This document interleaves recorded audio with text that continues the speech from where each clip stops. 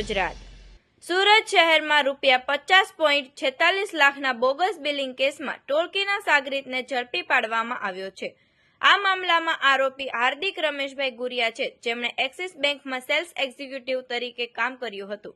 આ આરોપી હાર્દિક ગુરિયાએ પરિલ ટેક્સ અને લીલા ટ્રેડિંગ ફર્મમાં જીએસટી નંબરોની ખાતરી ન કરતા ગ્રાહકોને આ ફર્મો સાથે જોડાયેલી બોગસ પેઢી ઊભી કરી હતી। આ ટોળકી ચકચૂર ખાતાઓ ખોલાવી જે પૈકીના નામે એટીએમ કાર્ડ, ચેકબુક અને બેંક ખાતાના દસ્તાવેજો મેળવી ખોટા બિલિંગ માટે ઉપયોગમાં લીધા હતા। આ સાથે જ આ ટોળકી જીએસટી સર્ટિફિકેટનો દુરુપયોગ કરીને બોગસ બેંક એકાઉન્ટનો આધાર લઈને ખોટી રીતે ટેક્સ ક્રેડિટ મેળવતી હતી।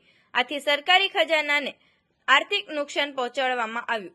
સુરત ઇકોશેલ જીએસ સરવૈયાએ આ મામલાની જાણકારી આપી અને કાનૂની કાર્યવાહી ચાલુ છે।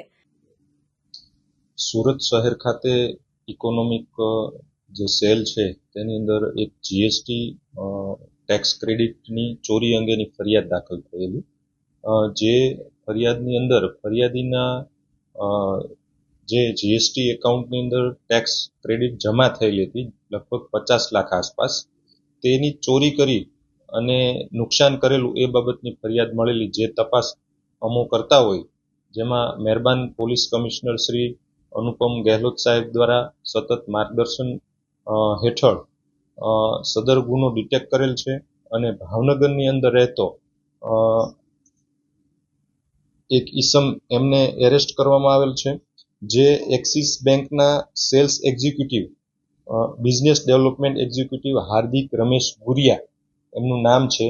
તેમનો રોલ આની અંદર જોઈએ તો પરિલ ટેક્સ અને લીલા ટ્રેડિંગ આ બે બોગસ બેંક એકાઉન્ટો ખોલાવ્યા અને એકાઉન્ટ હોલ્ડરોને વીમો ઉતારવો છે એવું ખોટી રીતનું માર્ગદર્શન આપી અને અભણ વ્યક્તિઓના આવા બોગસ એકાઉન્ટો ખોલ્યા અને એકાઉન્ટોની અંદર અન્ય ત્રાહિત વ્યક્તિઓના મોબાઈલ નંબરો એડ કરવામાં આવ્યા અને જે બેંકની પાસબુક, ચેકબુક, એટીએમ બુક આ બધી વસ્તુઓ અન્ય વ્યક્તિઓને આપવામાં આવેલ છે, જે બાબતે આ ઈસમની ધરપકડ કરવામાં આવેલ છે અને એમના રિમાન્ડ મેળવવાની તજવીજ કરવામાં આવેલ છે।